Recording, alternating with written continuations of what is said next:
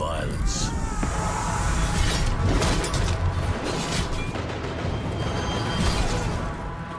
Europe was engulfed in war, plague, and famine.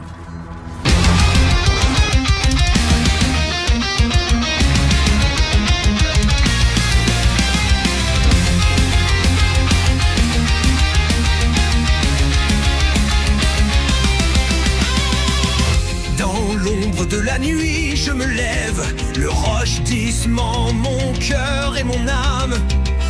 Un cri contre la censure, une force vive vers la vérité. Je m'engage avec foi.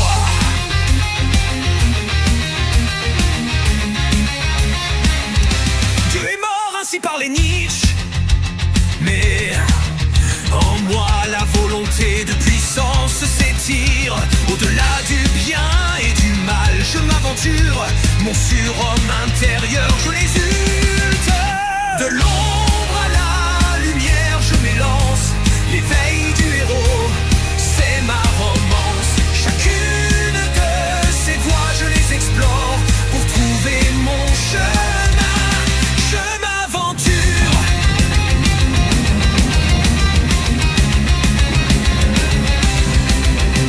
Cherchant le plaisir sans souci d'autrui, l'épicurisme guide mes pas, c'est fou.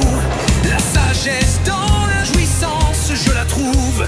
Libre, heureux, je m'élance, je m'enroule. Le virilisme, mon armure et ma force. Dans la bataille, je n'ai pas de remords. Face à l'adversité, je reste debout. Mon honneur, ma bravoure, je l'éclame. De l'ombre à la lumière, je m'élance. L'éveil du héros, c'est ma romance. Chacune de ces voies, je les explore pour trouver mon chemin. Je m'aventure.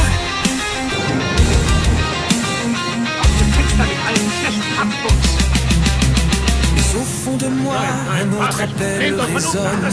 Le christianisme, la lumière qui m'enflamme. L'amour du Christ me guide dans la quête vers la rédemption. Je me dirige, j'espère. De l'ombre à la lumière, je m'élance. L'éveil du héros, c'est ma romance. Chacune de ces voies, je les explore pour trouver mon chemin. Je m'aventure. L'ombre à la lumière, l'éveil du héros. L'épicurisme, le virilisme, le christianisme, l'accélérationnisme. Une fractale avec un Rushdie.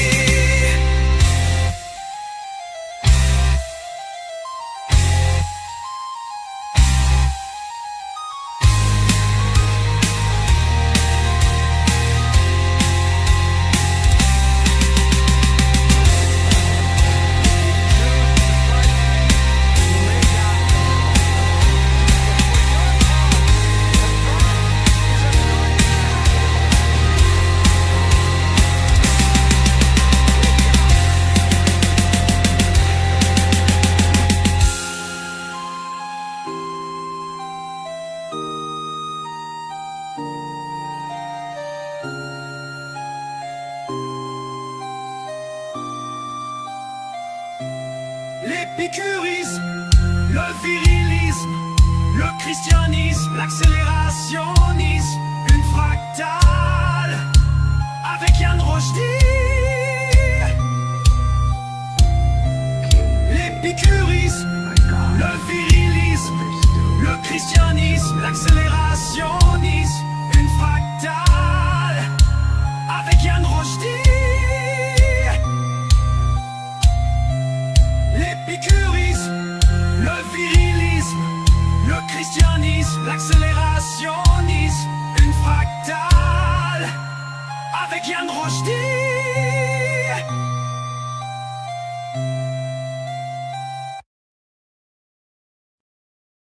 Et bonsoir tout le monde, je m'appelle Yann Rushdie, bienvenue en direct de la Révolution culturelle, épisode du 19 janvier 2026, les relations entre l'Empire et la papauté, deuxième partie de The Holy Roman Empire, A Thousand Years of Europe's History de Peter H. Wilson. Aujourd'hui, donc résumé du précédent épisode, le premier, qui était gratuit. Celui-ci, à la fin du direct, ne sera plus gratuit. Vous devez vous abonner 5$ par mois.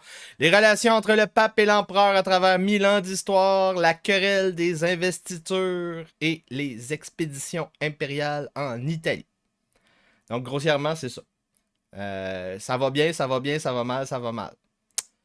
Et d'une certaine manière, comme disaient les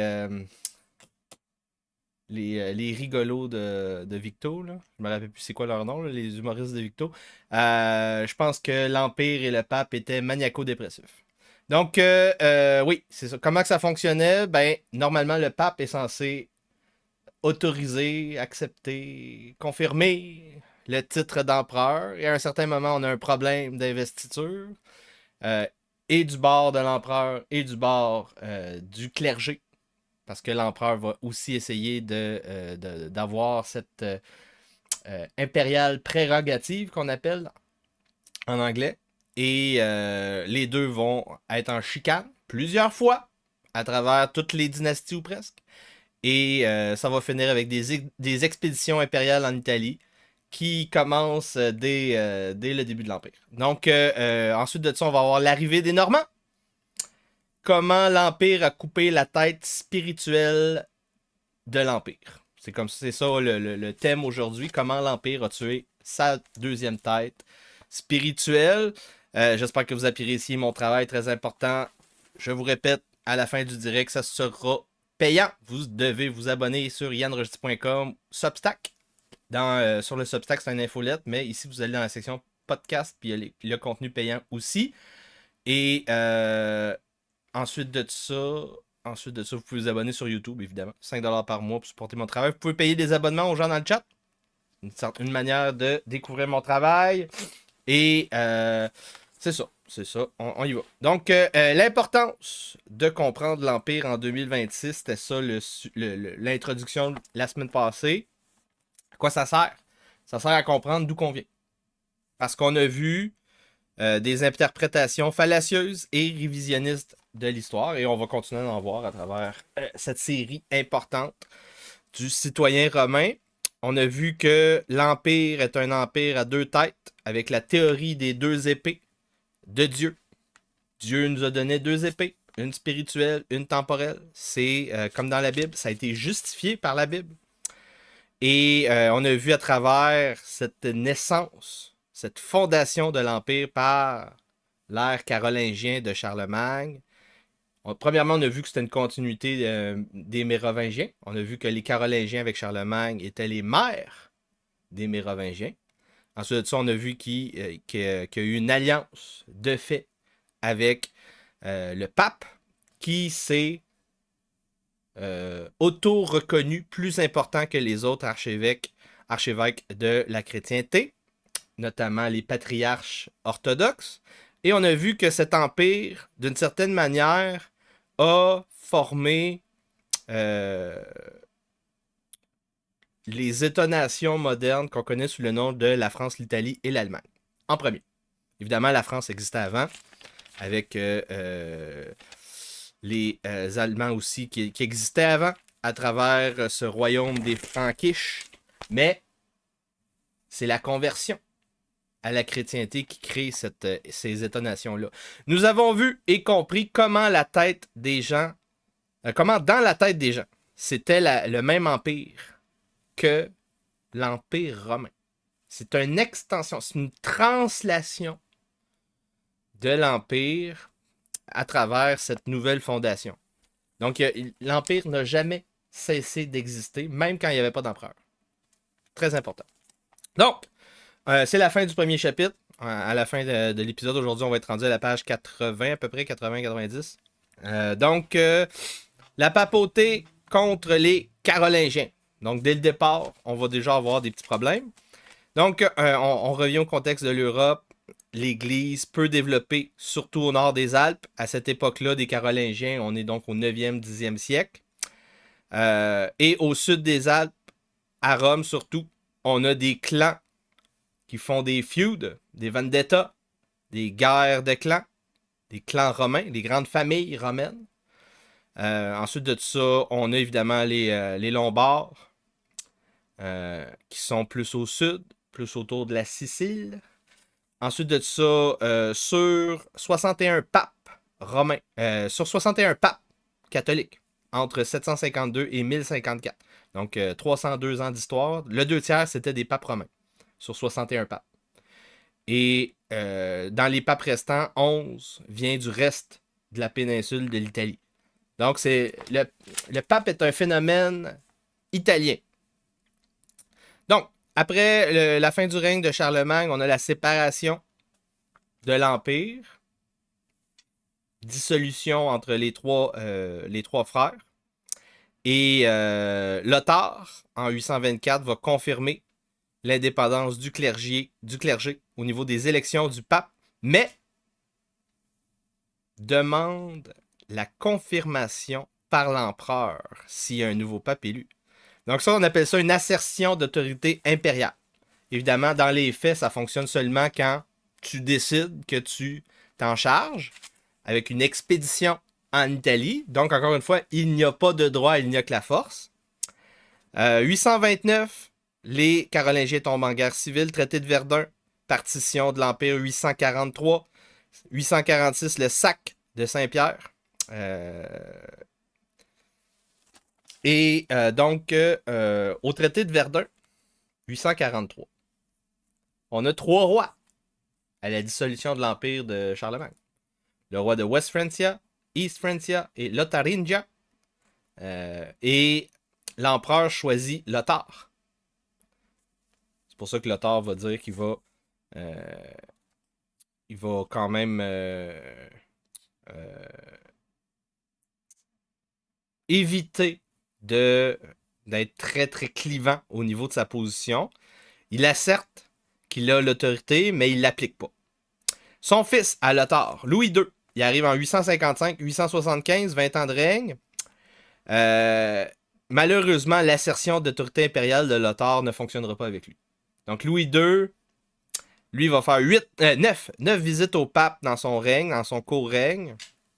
Et à tous les cas, il va être inférieur au pape au niveau de la visite diplomatique. Et après son règne, Louis II, on va avoir une perte de territoire du restant du royaume lotharingien. Ensuite de ça, ça poursuit au niveau des guerres civiles carolingiennes. On va avoir une tentative de réunification East-West Francia. On va avoir une perte contrôle totale de l'Italie par les Carolingiens aux mains de l'aristocratie locale, les Lombards, qui sont concentrés surtout au niveau du duc de Spoleto. Et il s'appelle Guido de Spoleto, couronné lui-même empereur par Stéphane V en 891. Donc 91 ans après le couronnement de Charlemagne, le pape est forcé de couronner un roi lombard comme empereur. Et le pape Formosus va tenter de contourner ce problème de légitimité qu'on a soi-même créé. Il va donc tenter de translater le titre en 896 au roi Arnulf de Carinthia. Mais le pape Formosus va faire un ACV. Ensuite de ça, Boniface VI élu, mais il règne 15 jours. Stéphane VI élu.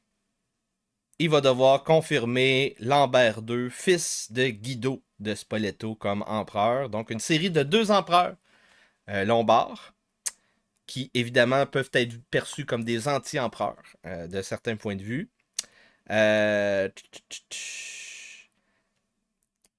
Stéphane VI. Non, attends. On continue. Donc, Lambert II et le nouveau pape, Stéphane VI, va faire un procès au cadavre du pape Formosus, qui avait décidé de transférer le titre à Arnulf de Carinthia. Donc, c'est intéressant. Donc, on condamne le pape Formosus et on l'envoie dans les eaux. Le cadavre est envoyé dans les eaux du Tibre. Stéphane VI est étranglé en 897. Nouveau pape Romanus, il va durer 4 mois. Nouveau pape Théodore II, il va durer 20 jours. Et pendant son règne de 20 jours, Théodore II va renverser le verdict du procès pour le cadavre du pape Formosus. Donc, il se passe des affaires juste dans le premier siècle. Juste dans le premier siècle, c'est assez intéressant. 901, on a un nouveau clan qui saisit la papauté. Le clan Théophylacte. Il renoue la bonne entente avec le duc Spoleto, les Lombards. Et on a donc un nouveau joueur qui arrive du nord. Il s'appelle Hugo de Arles. Donc lui sera futur roi d'Italie, surtout au nord, quand on parle de roi d'Italie plutôt qu'empereur. 926 à 946 pendant 20 ans. Dès le 10e, 11e siècle, on a donc un courant pro-réforme catholique. Et on s'attend à ce que l'empereur mène les solutions réformistes. Donc, ces histoires de réforme de Martin Luther, ça a pris 600 ans pour aboutir à un schisme. Une hérésie qui a détruit l'Empire d'une certaine manière. Donc là, ça c'est la première ère. L'ère carolingienne, on voit que déjà la mort de Charlemagne, c'est pas une entité qui a une continuité importante. C'est très, très, très décentralisé. Et ça a des hauts et des bas. Deuxième dynastie, l'ère ottonienne. Contre le pape. On a une période sans pape, sans empereur. Une période sans empereur 925-961. Donc quasiment 40 ans. 36 ans. 36 ans. Le pape a peur de se mettre à dos l'élite lombarde au sud. Les Spoleto. Hugo de Arles, lui, son successeur s'appelle Berengar II et il est Margrave de Ivrea. Donc, Margrave, ça c'est le titre quand tu gouvernes les marches. C'est quoi les marches? C'est les territoires périphériques de l'Empire. Donc, ou de ton royaume. Donc, en général, tu as ton corps de royaume où ce que tu as tes forteresses, tes soldats, tes leveurs d'impôts, tes leveurs de taxes, les grosses villes, tout le cash. Et autour de ce corps-là, que ce soit un royaume ou un empire, tu as des marches, des endroits où il y a très peu de population. La population, le territoire est très militarisé. Et tu mets un gouverneur-chef militaire, un Margrave, qui gère le tout quasiment comme un roi. Beaucoup des Margraves choisis par les Carolingiens autour de l'Empire deviendront des futurs duchés et peut-être et certains des futurs royaumes. Donc, Berengar II, Margrave d'Ivrea, conquit Spoleto en 959 et menace les portes de Rome. Le pape se tourne vers la East Francia, comme à chaque fois que la marde pogne à cause de l'Empire. Ça, c'est un incontournable. Sauf avec Charles Quint. Il y a peut-être d'autres exceptions, là, mais vite de même. Sauf avec Charles Quint. À chaque fois que la marde pogne avec le pape, on appelle à l'aide les Français. Ah oui, c'est vrai, c'est à la fin. À la toute fin, c'est les Autrichiens qui vont prendre la place des Français comme protecteurs du pape. Donc, le pape se tourne vers la East Francia avec Otto I, 919. Il avait déjà tenté 2 fois d'affirmer son autorité, Assert Authority, qu'on appelle en anglais, au nord de l'Italie en 951-952. Et ultimement, donc pour contrer cette menace lombarde, et la menace de Berengar II, le pape trouve son libérateur parce que Otto I, il a été favorisé par la main de Dieu. Ben oui, je vous rappelle à l'époque, au Moyen-Âge, quand tu gagnes une victoire militaire, tu es touché par la main de Dieu. Ça s'appelle la faveur divine. Et donc, Otto I gagne contre les Magyars à Lechfeld. C'est ça, autour de 960. Il réussit sa 3e expédition en Italie en 961. couronné le 2 février 962 empereur. Et c'est comme ça que l'ère ottonienne commence. Ce n'est pas un nouvel empire. Othon I publie une charte qu'on appelle en latin la Ottonianum. Ouais, c'est difficile à dire ça. Ottonianum. C'est la confirmation de la donation de Pipin et de Charlemagne faite au pape au niveau des terres des États papaux. Othon I se lie, il s'oblige à protéger le pape, il donne du cash au pape en échange de reliques sacrées et commence à christianiser le nord des Alpes. Donc, Othon Ier, un gros leader chrétien.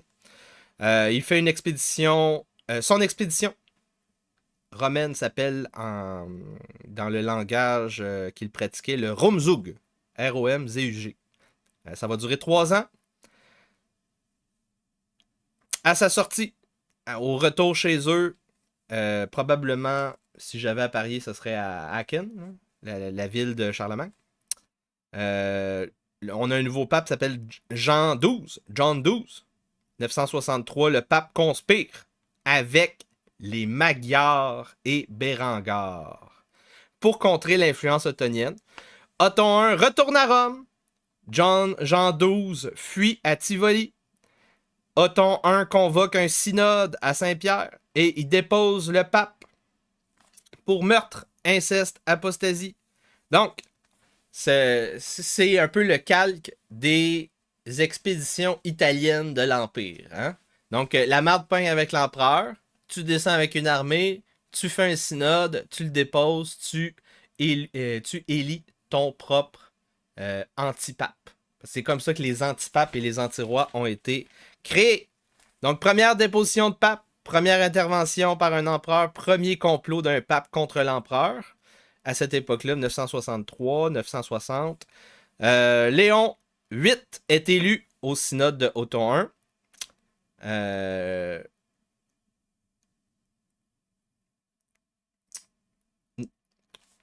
Non, c'est pas au synode de... C'est-tu au synode de... Ouais, c'est ça. Ensuite de ça, il confirme... Othon I confirme les élections libres de Lothar. En janvier 964, oui, parce que c'est pas Léon VIII, c'est pas le candidat qui a été choisi par Othon. Il a juste défait un pape et il a laissé l'Église refaire une élection libre. Donc, ceci affirmant par tradition ce que Lothar avait décidé avec son décret. Janvier 964, malheureusement, Léon VIII voit une rébellion de nobles chez les clans italiens, surtout les clans romains, donc des lords, des évêques. Jean XII retourne au synode pendant que Othon I est reparti, après avoir élu Léon VIII. Donc là, Jean XII va déposer le nouveau pape Léon VIII. Donc là, on a un antipape, on a un pape, le pape dépose l'antipape. Plus tard dans le mois, Léon VIII redevient pape par la force de Othon I. Et Jean XII mourra en mai dans les bras d'une femme, selon la rumeur. Selon la rumeur. Les Romains élus un autre pape. Benoît V comme antipape devant Léon VIII. Othon I va faire un siège à Rome. La ville se rend et Benoît finira comme missionnaire dans la région de Hambourg. Othon I envoie 2 évêques gérer la nouvelle élection, la nouvelle élection, après la mort de Léon VIII en mars 965. Et le nouveau pape sera réexpulsé 9 mois plus tard par l'élite romaine, ce qui forcera une autre expédition de Othon Ier en décembre 966. Donc, c'est comme une télésérie. Il se passe de quoi à chaque année. À chaque année, on a évidemment d'autres exemples d'ingérence dans l'histoire chronologique. On a par exemple, un peu après ça, le chef du clan Crescenti, décapité et pendu par les pieds, plus 12 supporters d'un antipape. On a l'antipape Jean XVI, qui sera aveuglé, mutilé, forcé à travers Rome sur un âne à l'envers. On va avoir une émeute à Pavia quand Henri II sera couronné roi d'Italie.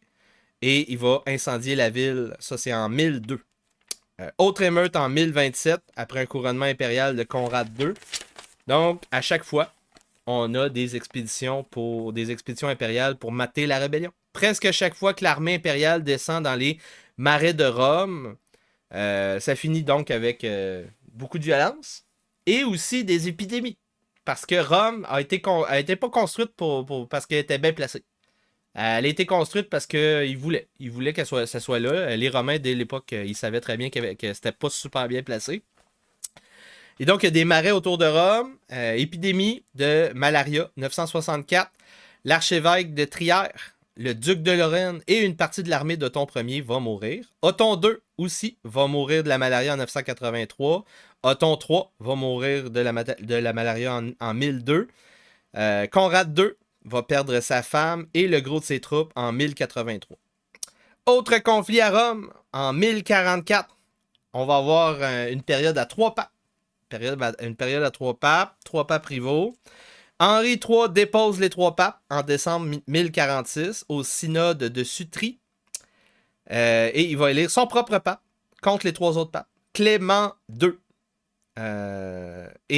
Donc ça, c'est une série de 4 papes germaniques. Au niveau historique, ça a fait ça a eu un impact. On va voir, on avait vu plus tôt dans les guerres italiennes qu'il y avait eu des papes qui étaient plus pro-espagnols, Borgia. Une des raisons pourquoi que les Italiens étaient allés en guerre, c'était parce qu'ils haïssaient l'ingérence étrangère. Donc, une série de 4 papes allemands jusqu'en 1057. Et à cette période-là, vers le début du 11e siècle, on commence à avoir un nouveau mouvement. On est écœuré des ingérences impériales à Rome, et le mouvement idéologique s'appelle Freedom of the Church, Libertas Ecclesiae, rendre l'Église libre. Ce mouvement remet en question d'une certaine manière cette ingérence impériale, mais c'est aussi lutter contre le problème de la simonie, qui remonte à Simon le Mage, qui a essayé de s'acheter un titre de clergé. Donc, le problème de simonie, c'est ce problème que les rois, les papes distribuent des postes de hiérarchie ecclésiastique en échange de dons. Le deuxième problème, la nicolaïsation. Le nicolaïsme, je ne sais pas comment vous voulez le dire. Nicolaïsme. Nicolaïtisme. Nicolaïtisme. Je pense que c'est ça le nom. Ça vient du membre du clergé qui s'appelle Nicolaïs. Et lui, donc, il promouvait ce concubinage du clergé, le fait que le clergé puisse avoir une femme, ce qui existe encore dans l'Église orthodoxe. Ben, chez les catholiques, on a décidé que ça marchait pas. Ça marchait pas, on a refusé ça. En même temps, on a aussi une nouvelle vague de monasticisme. Et c'est là qu'on va avoir les monastères les courants de monastères les plus importants. Gorze en Lorraine et l'abbaye de Cluny, Bourgogne française, avec les maisons de Cluny. Au 11e siècle, on va avoir 500% d'augmentation de maisons de Cluny, des Cluniac House. Et d'une certaine manière, il y a beaucoup d'activités économiques qui vont se concentrer au niveau de ces monastères-là en question. C'est pour ça que c'est important. Le pape est en contrôle nominal de toutes ces expansions, selon le droit canon. Donc, ça veut dire que si tu fondes ton monastère, puis que tu te mets sous l'autorité du pape, tu n'es plus sous l'autorité du lord local ou de l'évêque local. Donc ça, c'est une manière de se protéger. On a donc un nouvel ascétisme dans ces monastères-là. Et autre truc intéressant pour les lords, c'est évidemment de subventionner ces monastères-là pour y envoyer tes enfants. Les enfants qui ne sont pas mariés. Parce que tu ne veux pas que tous tes enfants se marient. Ça fait souvent des problèmes. Donc, les lords, les barons, les évêques, etc., envoient leurs enfants non mariés dans des monastères pour étendre leur influence séculaire et, évidemment, avoir du crédit, de l'influence dans l'Église. Très important. Ce mouvement de monastère en Allemagne s'appelle le Fruitwaria. Fruitwaria.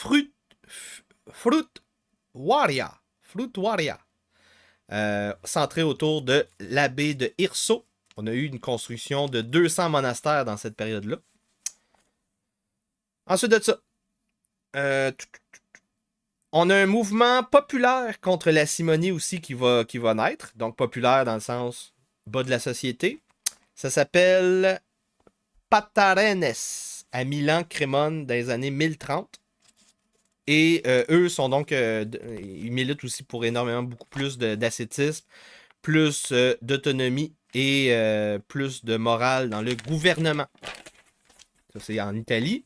Henri II convie un synode en 1024 à Pavia. Et il avait déjà mis dans sa loi impériale certaines de ses demandes de réforme. Et donc, d'une certaine manière, avec le synode, ils vont comme consolider ces changements graduels au niveau de la religion catholique. On va avoir 2 développements importants dans cette période-là, fin du 11e siècle. Premièrement, on a les Saliens. Les Saliens qui vont avoir des conquêtes militaires, mais leurs succès militaires vont leur faire des ennemis. Donc eux, ils sont très autoritaires, très centralisés, les Saliens. 1046-1056 réhabilite le pape comme agent indépendant. Donc le pape recommence à faire de l'ingérence. Léon IX va faire 12 synodes en Italie, en France, en Allemagne, entre 1049 et 1053 pour les réformes de simonie, de nicolaïsme, l'icolaïtisme. Et on va développer pour la première fois le droit canon, ce qu'on appelle la codification partielle des canons, les décisions de l'Église, du pape et d'autres décrets papaux. Le pape revendique, à travers cette série de synodes et de décrets et d'élaboration du droit canon, le pape revendique la suprême autorité au niveau du donc juge sur la doctrine et le rituel et demande que tous les chrétiens partagent son opinion. Et donc, c'est à cette période que les communications avec l'Église orthodoxe vont cracher. Parce que l'Église orthodoxe dit « Wow, d'où tu sors ça, là, que c'est toi le boss? D'où tu sors ça? » Donc, séparation d'Église catholique et Église orthodoxe en 1054. Et nous allons prochainement faire une grande série de podcasts là-dessus. C'est la suite. Après l'Empire, nous allons faire l'histoire de l'Église. J'ai une dizaine de livres là-dessus à suivre. 12e siècle. On a donc la première grande période de centralisation de l'Église catholique. Donc, très important, là. Parler de l'Église catholique comme qu'elle est présentement, c'est même pas 8 siècles d'histoire. C'est à peu près 8 siècles d'histoire. Mais l'Église, elle existe depuis 2000 ans. Très important comme nuance. Donc, au 13e siècle, en plus des nominations de postes dans l'Église partout en Europe, le pape s'arroge le droit d'approuver même les candidats au titre de saint, les sainthood. Donc, on va avoir construction d'une énorme bureaucratie à partir du 11e siècle qui permet cette centralisation du 12e, 13e. Cette bureaucratie du 11e siècle va avoir beaucoup de crédits. C'est eux qui ramassent les taxes. Et à partir de 1095, il y a beaucoup de taxes qui vont arriver. Le début des croisades, 1095. En plus de ça, le pape a un outil pour affirmer son autorité et faire de l'argent. C'est évidemment ses archives et sa grande librairie qui permet donc de toujours être à jour. Très important. On crée la Curia Romana, qui permet de mater les clans romains, les grandes familles de Rome et du reste de l'Italie. On a un premier grand pape réformiste en décembre 1058 pour s'attaquer au nicolaïsme, à la simonie, tout ça. Nicolas II. Il révise, en arrivant, il révise comment fonctionnent les élections au niveau du pape. Donc, c'est à partir de cette période-là que ce sont seulement les cardinaux et les évêques auxiliaires de Rome qui peuvent voter dans les élections de pape. Donc ça, c'est le premier grand développement centralisé de l'Église catholique romaine. Deuxième développement, Nicolas II abandonne le soutien à l'empereur au profit des Normands qui viennent d'arriver dans l'histoire. 1059. Donc ça faisait 2 siècles que le pape s'était calmé au niveau des querelles avec l'empereur. Mais là, les Normands y arrivent, il dit « Ah ouais! » Fait que je vais aller encourager les Normands. Les Normands sont arrivés en Italie en 1000. Ils ont fait une grande expédition. Ils sont arrivés... C'est un gros voyage, quand même, de Normandie à l'Italie, au sud de l'Italie. Donc, ils arrivent en 1000. Ils conquisent tout. Ils vont tout conquérir le sud de l'Italie. Ils vont péter la gueule aux Lombards. Et donc, on va avoir la mort de Henri III en 1056 qui pousse le pape vers les Normands. Donc, c'est pas parce qu'il n'aimait pas la famille de Henri III, le pape Nicolas II. C'est pas à cause de ça qu'il a choisi les Normands. C'est parce qu'il y avait un vide dans l'Empire. Donc, le pape il avait besoin de protection, toujours à cette époque-là. Et là, il n'y a plus d'empereur. Henri III. Henri IV, il y a 6 ans, quand il est couronné roi d'Allemagne. Donc, il est en régence jusqu'en 1065. Donc, pendant une décennie, le pape va choisir les Normands. Ensuite de ça, on va avoir ingérence de l'Empire dans une élection papale pour Alexandre II.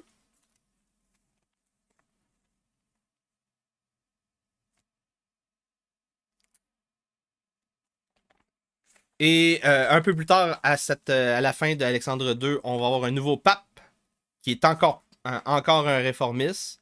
Mais lui, il était il va être très puissant. Il s'appelle Grégoire VII. Grégoire VII, pendant à peu près 3 décennies, c'est lui qui fait les papes. Donc de 1050 à 1073. Il est élu pape en 1073. Survit à un assassinat en 1075. Et donc l'agenda de sa réforme s'appelle le grégorianisme, comme le rochdisme.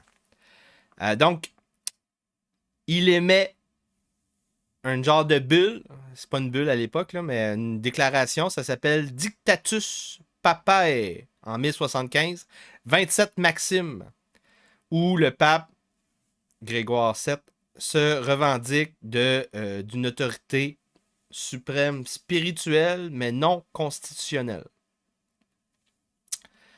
Donc, pour Grégoire VII, ses opposants sont les agents de l'Antichrist. En tout cas, Henri IV ne voit pas de malentendu en début de règne avec cette déclaration du pape, mais non, c'est ça. Henri IV voit ça comme un malentendu. J'ai mal écrit, j'ai mal pris mes notes. Henri IV voit ça comme un malentendu parce que lui, même si le pape dit c'est juste spirituel, dans sa tête, ça marche pas. Donc, il y a un gros malentendu qui se développe entre 1073 et 1076. Et là, rendu en 1076, le pape et l'empereur se voient comme des rivaux. Et c'est ce qu'on appelle le problème de l'investiture, qui va durer jusqu'en 1122. Donc, pendant presque 50 ans, on a un problème d'investiture. C'est quoi l'investiture? C'est dans la cérémonie, le roi donne un bâton à l'évêque et l'évêque donne une bague. Et ça, c'est le rituel de l'investiture de l'évêque. Quand le pape il dit qu'il n'y en a plus, il n'y en a plus. Donc, ça, c'est le problème d'investiture. C'est qu'il n'y a plus personne qui veut participer à ça. Donc, Henri IV fait l'investiture de l'archevêque Godefroy de Milan. Et on l'accuse de simonie. Donc ça, c'est la raison. Ça, c'est le prétexte. Il a distribué le poste d'un archevêque et on l'accuse de simonie. À partir du 12e siècle, les chroniqueurs vont parler de clash entre deux camps, deux équipes de sport professionnel, comme dans Assassin's Creed. Vous l'avez vu dans Assassin's Creed. C'est les Guelph contre les Gibelins. Gibelin ou Gibelin. Donc les Guelph, les Gibelins. Les Guelph, en fait, c'est pas vraiment un clash. C'est pas vraiment le nom des équipes. C'est pas le nom des équipes. C'est le nom des familles qui étaient les plus puissantes dans ce clash. À savoir comment ça fonctionne, l'Église, la distribution de postes ecclésiastiques. Et je vous rappelle, à cette époque-là, les postes ecclésiastiques lèvent tout l'impôt. C'est ça que ça veut dire. Très important. Donc, l'aristocratie allemande, germanique, a une grande famille, la famille Welf. Et donc, l'histoire va modifier le W en G, parce que c'est plus facile à dire quand t'es français, j'imagine. Donc, c'est ça. Le Guelph à Welf. Et Gibelin. Gibelin, c'est la famille Waiblingen de Swabia. Ça, c'est en Allemagne. Donc, les Guelph contre les Gibelins. Les Guelph, c'est eux qui étaient pro-réforme, anti-simonie, anti-distribution de postes ecclésiastiques. Les deux équipes, c'était deux coalitions très, très, très décentralisées. Très, très loose. Et les pro-réformes vont gagner, ultimement, dans les années 1120. Et c'est à cette période qu'on a la fin des membres du clergé qui peuvent avoir une femme au niveau des catholiques. Donc, à partir des années 1120, les femmes du clergé deviennent des concubines et les enfants des serfs de l'Église. Henri IV convie un synode à Worms en janvier 1076. Il renonce à l'obédience au pape et demande son abdication. L'abdication de Grégoire VII, le pape réformiste. Grégoire VII dépose et excommunie l'empereur Henri IV, ce qui relâche les serfs qui ont donné un serment de loyauté à Henri IV. Henri IV intercepte Grégoire VII qui essayait de rejoindre les lords, les évêques en Allemagne pour probablement élire un nouveau anti-roi, peut-être même anti-empereur. Henri IV fait une pénitence à Canossa après avoir intercepté le pape.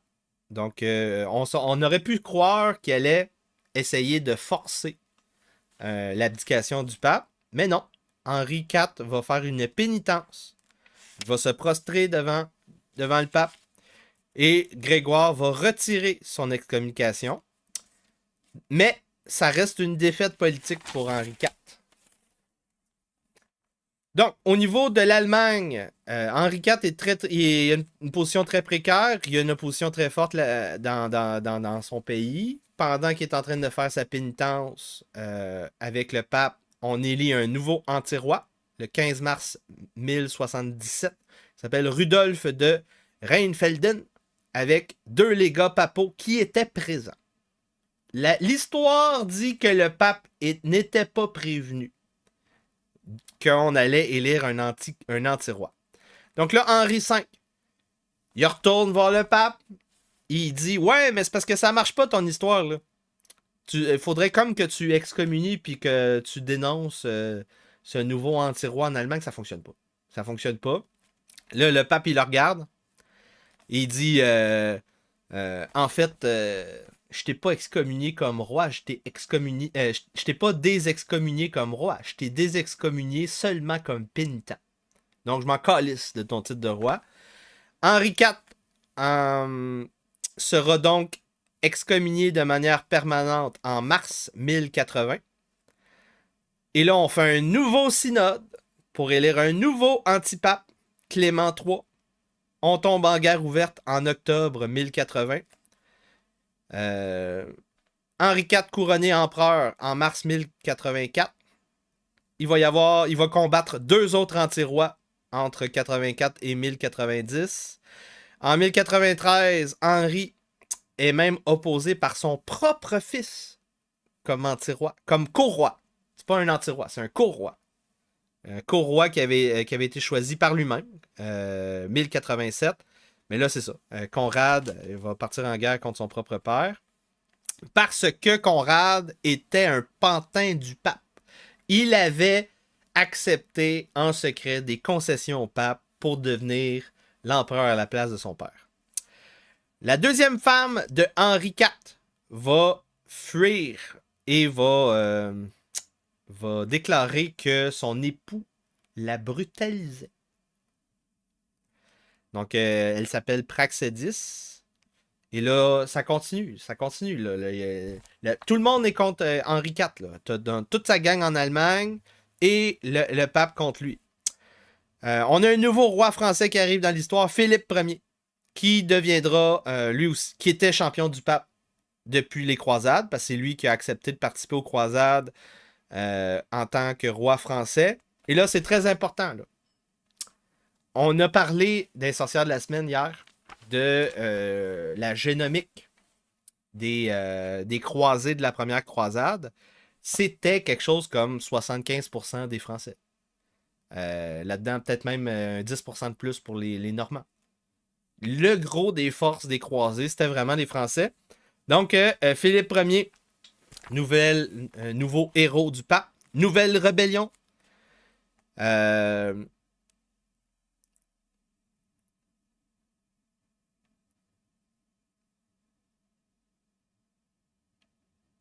Une nouvelle rébellion de un autre fils de Henri IV, Henri V. Donc, Henri IV, là, il y a eu pas mal de marde. Il y a eu pas mal de marde dans tout son règne. Henri V, un autre fils, reconnu roi et successeur en 1098. Henri IV, finalement, va mourir 8 ans plus tard, en 1106. Et donc, on voit d'une certaine manière, à cette époque-là, début du 12e siècle, qu'il y a la querelle des investitures qui s'étend partout. Les Français vont vivre la même chose, les Anglais aussi. Hein? Pendant 6 siècles, ça va exister, ce problème-là. Mais l'Empire va y aller de manière très violente, tandis que les Français et les Anglais vont plutôt négocier des compromis avec le pape au niveau des investitures. Donc, une série de guerres entre rois allemands et papes, et anti-roi et anti-pape, qui vont ultimement terminer avec une perte, pas jusqu'à aujourd'hui, une perte. À ce moment-là, l'Empire va devoir concéder. Concède entièrement l'investiture du pape parce que les guerres qu'ils ont faites n'ont pas été gagnées. Ils n'ont pas été capables de capitaliser sur les victoires militaires qu'ils ont eues. C'est quoi cette concession? Donc, on sépare les deux têtes de l'empereur. Les deux têtes de l'Empire. L'Empire chrétien. On les sépare en deux. On a les bureaux spirituels. Spiritual office. Les titres, les postes spirituels. En latin, spiritualia. Et tu as le pouvoir temporel sur les propriétés qu'on appelle bona exterior. Les pouvoirs, le temporal powers on properties, les pouvoirs temporels sur les propriétés, bona exterior, c'est la base qu'on appelle le régalien aujourd'hui. Régalia. Le régalia, c'est la capacité d'avoir le pouvoir temporel pour exercer son emprise sur les propriétés de ton royaume. Dans le monde matériel. Et le tout pour assurer les devoirs du monarque. C'est à ça que ça sert le régalia. Donc le régalia, c'est le pouvoir sur les propriétés temporelles dans le monde matériel pour remplir tes devoirs de monarque. Au niveau des bureaux spirituels, le spiritualia, on va quand même donner des juridictions temporelles parce que on a besoin de ressources pour construire des cathédrales, des monastères et des projets d'infrastructures partout dans l'Europe parce que l'Europe est encore vide à cette époque. Donc, le pape Pascalis va mourir en 1118. C'est lui qui gagnait contre l'empereur.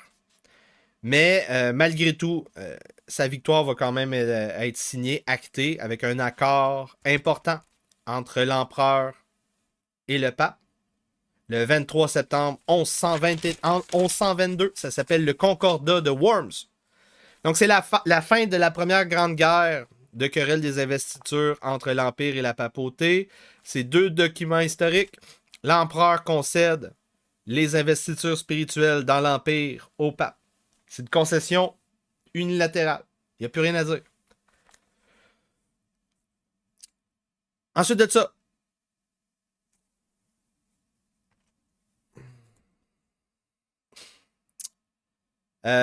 on établit c'est quoi la cérémonie d'investiture du pape et pas du pape, mais de l'empereur avec le pape. Donc l'empereur y arrive avec les vestments, les vêtements, un anneau, un staff au pape. Et là, ils font l'investiture de l'empereur. Ensuite de ça, tu as les évêques allemands, germaniques, qui, dans le concordat de Worms, reçoivent l'autorisation de suivre le droit canon libre de toute simonie. Donc, ça veut dire qu'on ne peut plus distribuer en Allemagne les postes ecclésiastiques en échange de petits dons. Mais l'empereur est présent aux élections des évêques en Allemagne. Et s'il y a une dispute, c'est l'empereur qui coupe la poire en deux comme Salomon. Toujours au niveau des symboles, l'empereur donne un sceptre au nouvel évêque qui prend le poste.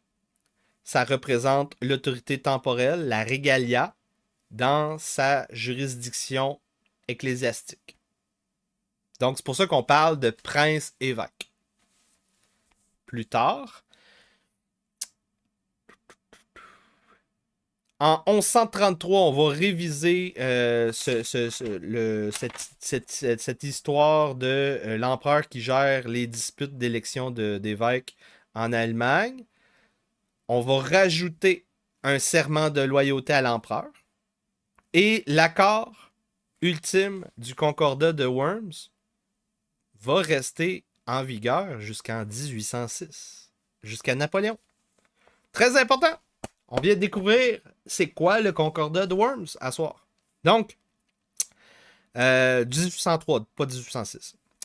Donc, a posteriori, les historiens sont assez clairs. Ça semble être une victoire à 100% pour le pape.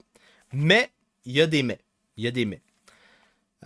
Donc, avec le concordat de Worms, le roi allemand germanique perd ses pouvoirs spirituels. En tant qu'empereur, il y en a, mais en tant que roi d'Allemagne, il n'y en a pas. L'Empire incapable de faire ou défaire un pape, c'est assez prouvé après quasiment 2 siècles de guerre. Même si à première vue, l'Empire perd, cela permet une transformation. Ce concordat de Worms permet donc de transformer la propriété de l'Église avec un grand E, qui appartient donc à Rome, au pape. On transforme ça en princes spirituels qui sont liés par les relations féodales au monarque. Donc, même si, ultimement, c'est plus lui qui les élit, ils sont quand même liés au niveau féodal, avec des privilèges et les traditions. Et là, donc, dans le concordat de Worms, d'une certaine manière, la victoire de l'empereur, c'est le fait que l'élite, les lords les plus importants de l'Empire, ont été sélectionnés comme garantis par le pape pour appliquer le jugement, le règlement du concordat de Worms. Donc, ça, c'est très important quand on signe un traité. Hein, comment ça fonctionne, faire appliquer le droit en question? Ben, c'est ça. C'est les lords de l'empereur. C'est à ce moment-là qu'on crée un peu cette tradition que derrière l'empereur, il y a la Ligue de Princes. Plus tard, on va parler de Imperial Estates, les États généraux de l'Empire, qu'on dirait de manière française. Parce que les Français, ils appelaient ça les États généraux. Donc, c'est ça. C'est donc les Lords qui garantissent au pape l'adhérence de l'empereur au Concordat de Worms.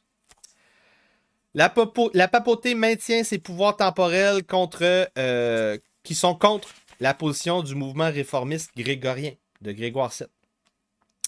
Parce que lui voulait totalement se replier dans la sphère de juridiction spirituelle. On a de plus en plus, parce qu'évidemment, les réformistes, là, une des raisons pourquoi ils ne voulaient pas de pouvoir temporel, c'est parce que on faisait de la corruption avec ça. Fait que si tu maintiens le pouvoir temporel du pape, le droit d'avoir des juridictions, des levées des armées, tout ça, là, ça va contre la réforme. On a de plus en plus...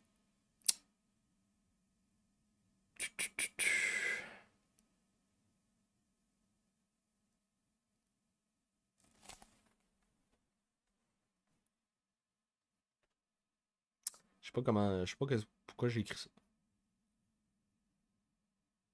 Ah, c'est ça, le pape. Le pape est de plus en plus monarchique. Plus en plus un prince. Au niveau, par exemple, du couronnement du pape, ça va se ressembler de plus en plus au couronnement d'un empereur. Au 13e siècle, le pape va s'introduire en tant que vicaire du Christ. Le pape lance l'Inquisition en 1231. Et en 1380, le pape affirme qu'il n'y a plus d'élection libre des abbés, des évêques partout dans l'Empire. C'est la fin des élections libres. Les nominations donc du clergé sont totalement choisies à Rome.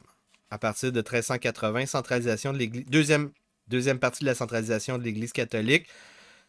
À chaque vague de centralisation de l'Église catholique, étrangement, il y a une vague de monasticisme. Donc des nouveaux monastères qui sont fondés.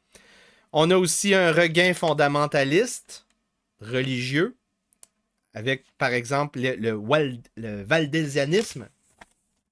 Il y a eu naissance à cette période-là. Le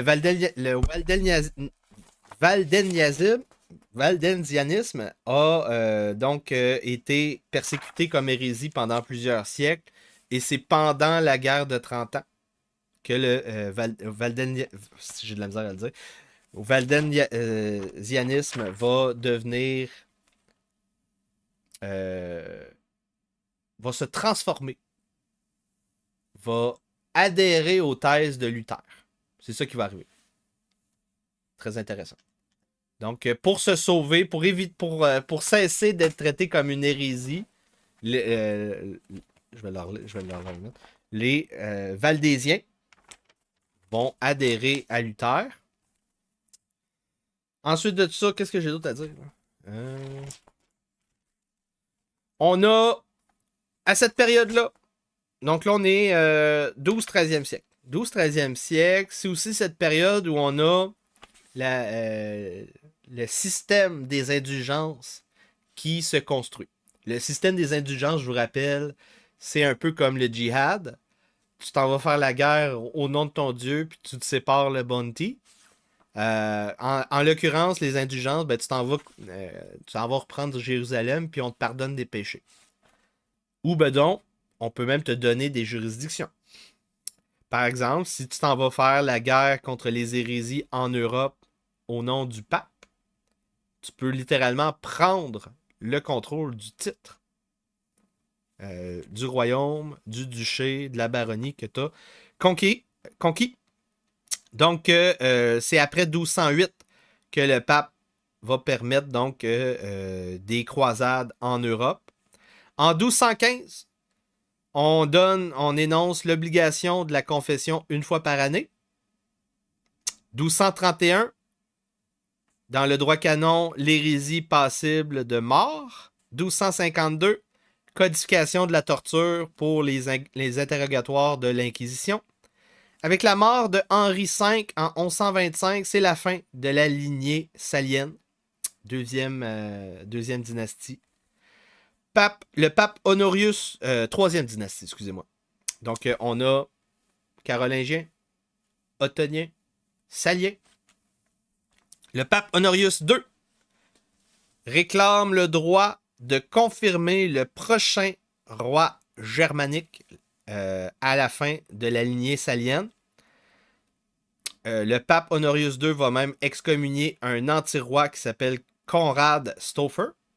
Parce que les Stauffer, même s'ils ont une lignée plus loin, ils étaient déjà présents au 12e siècle.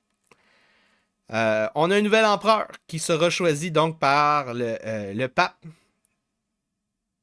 soumis au pape, Lothar III en 1131. Les Stauffer et la papauté. C'est là qu'on est rendu. En 1138, Conrad III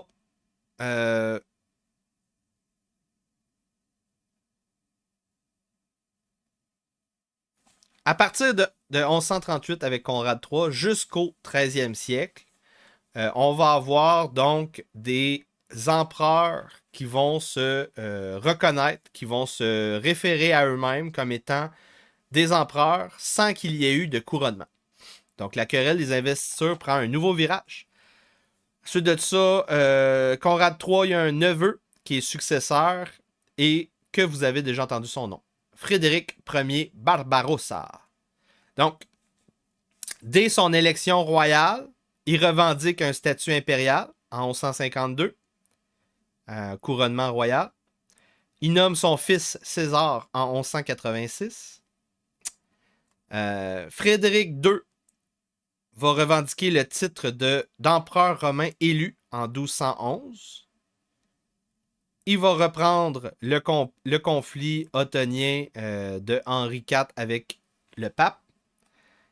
Il va établir un thème qu'on appelle Honor Imperi, l'honneur de l'Empire, qui fait que, avec le soutien de ses lords, cette lignée des Stauffers vont se revendiquer comme étant totalement libres de l'ingérence papale. Pour affirmer cette liberté face au pape, évidemment, Frédéric Barbarossa et les autres vont devoir faire des expéditions pas en Inde, en Italie. Donc, première expédition de Barbarossa en Italie en 1154 avec 1800 chevaliers. Et là, ça, c'est un détail très intéressant dans le livre. On apprend dans le livre que la capacité de lever militairement en nombre des armées comparables en quantité à l'Empire romain, ça sera impossible pendant plusieurs siècles. En fait, jusqu'à la Renaissance. Autour de l'arrivée des armes à feu de masse, là, en 15e, 16e, 17e siècle. Là. Jusqu'à là, très difficile de lever 20 000 hommes. 20 000 hommes, ça prend plusieurs années lever plusieurs milliers d'hommes. Par exemple, Barbarossa, là, il va être capable de lever 15 000 hommes seulement 4 ans plus tard, après sa première expédition, pour la deuxième expédition en 1158 avec 15 000 troupes en Italie. Entre 1158 et 1178, on va avoir 4 autres campagnes expéditions en Italie de Barbarossa.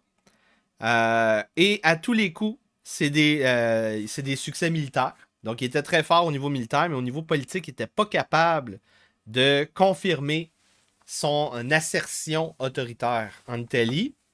Et il y avait de la misère à se faire des alliés chez les Lombards, dans l'élite lombarde, pour être certain que le pape reste calme. Parce qu'à chaque fois que le pape peut avoir de l'aide d'un autre roi, un autre royaume, une autre élite, le pape va aller les chercher.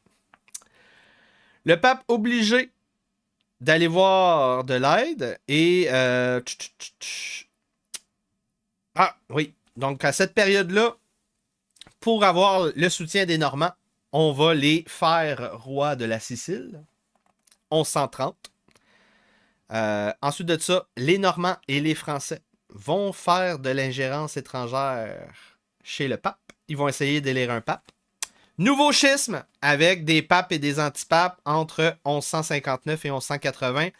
Barbarossa excommunié, mais lui va être capable de réparer cette histoire d'excommunication, au contraire de Henri IV plus tôt. Ça s'appelle le traité de Venise en 1177. Il se fait allier, Barbarossa, finalement, il donne des concessions aux Lombards pour pouvoir donc mater cette querelle avec le pape. À cause de ce traité-là, Barbarossa va pouvoir retourner sans armée en Italie, au nord de l'Italie, entre 1184 et 1186. Il va faire un mariage royal avec les Normands. Donc, son fils va se marier à Constanza d'Hauteville, fille du roi de Sicile. On a la mort du roi normand en 1189 et les Stoffers héritent de la Sicile et des territoires normands dans le sud de l'Italie que nous appelons aujourd'hui le royaume de Naples. Donc, c'est comme ça que le royaume de Naples est né. T'as le pape qui fait les Normands rois.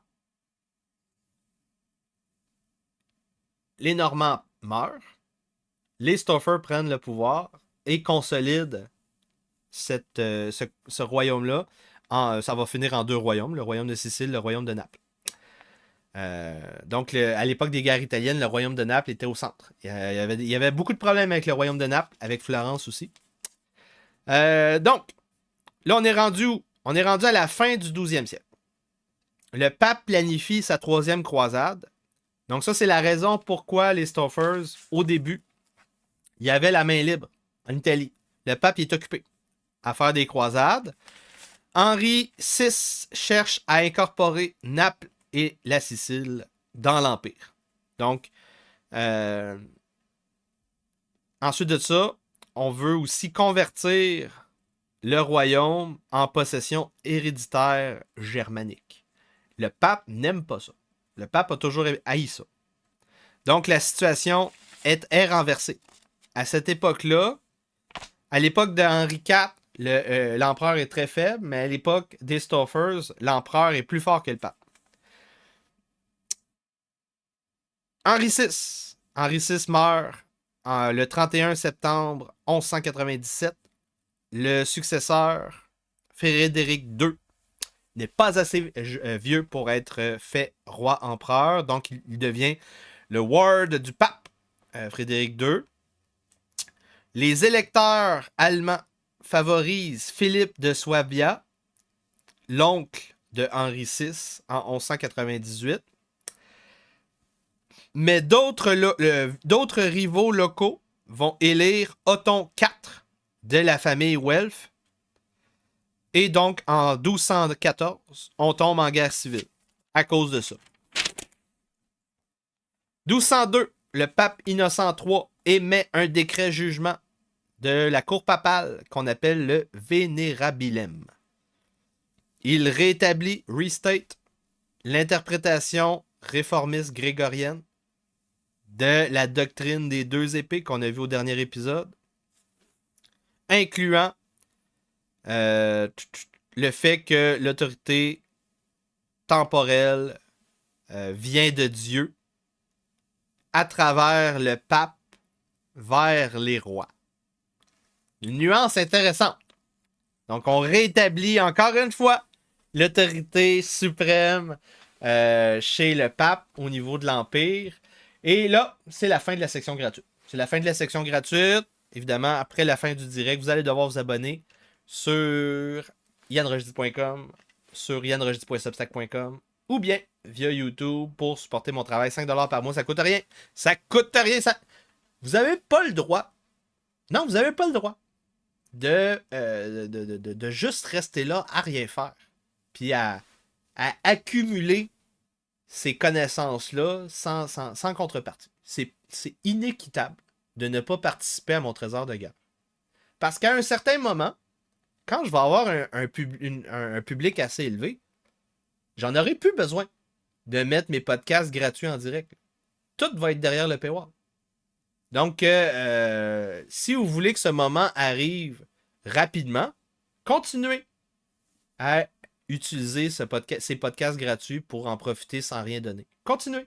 À un certain moment, vous allez me forcer à mettre un paywall intégral. Donc, on continue. C'est ça qui est arrivé. Donc, j'espère que vous avez apprécié ce podcast unique. Qui fait ça? Des recensions de livres à ce niveau-là. Ça mérite un like. Ça mérite des super chats. Évidemment, comme d'habitude, quand je fais des podcasts historiques, il n'y a pas personne qui envoie de super chat. Ça mérite un super chat. Ce soir, je veux un super chat. Et d'ailleurs, si vous voulez que je fasse une invasion TikTok, il y a encore le temps. Vous pouvez envoyer un gros super chat. Je vais faire une invasion TikTok et je vais aller me chercher du pot. Enfin, j'ai plus de pot. Jusqu'à temps que le cash de Éric Villeneuve arrive le 22. Donc, jeudi, j'ai de l'argent. Mais là, j'ai rien. Donc, j'espère que vous appréciez mon travail. Grâce à vous. C'est grâce à vous que je peux continuer. Vous êtes les gens qui sont responsables de mon trésor de guerre. Et donc, je vous souhaite une bonne soirée. On se voit mercredi pour une Guérilla X avec André Pitt. Bonne soirée, attention à vous. Au nom du narratif du rochdisme débridé, l'acteur Yann Rochdy et le personnage du baron inquisiteur rentrent en rébellion ouverte contre la couronne britannique. C'est terminé! Nous arrêtons de nous soumettre. Tous les pouvoirs souverains sont rejetés au nom de Jésus-Christ. Et vous allez arrêter de nous raqueter. C'est terminé. Nous sommes en tequilla. Nous optimisons notre fiscalité. Nous créons des sociétés fraternelles. Nous travaillons dans une mission œcuménique qu'on appelle la Nouvelle Inquisition. Nous construisons la baronnie rochdyienne. Et c'est comme ça que nous allons réparer le Québec. Bonne soirée.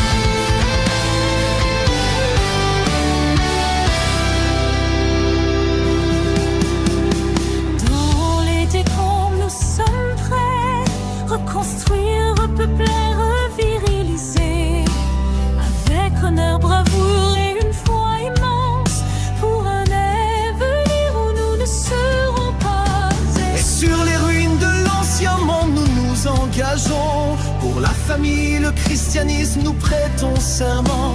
Nos cœurs dans les ténèbres, ils chantent, nous prions le Seigneur de guider nos pas. Nous bâtissons des baronnies avec courage et devoir. L'entreprise, un contrat viriliste, un nouveau foyer.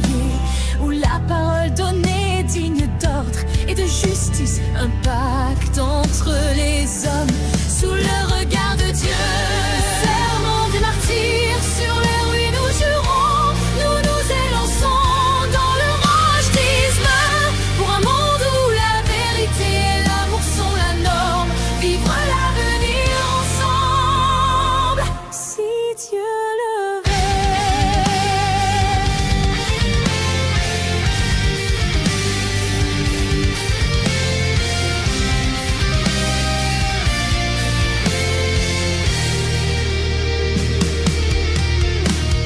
Cache ta vie, disait Épicure, philosophe du déclin de l'Empire romain. La communauté, notre jardin, notre repli, notre forteresse. La localité, notre terre, nos racines, nos gènes, notre valeur. Le serment des martyrs, sur les ruines nous jurons. Nous nous élançons dans le rochdisme. Pour un monde où la vérité et l'amour sont la norme. Vivre l'avenir ensemble. Le serment des martyrs, dans nos cœurs il demeure. Un cri de guerre pour vaincre les lendemains vivants. Sorcières, succubes, démons et nécromanciens. Bâtir une baronnie. Reviriliser le Québec.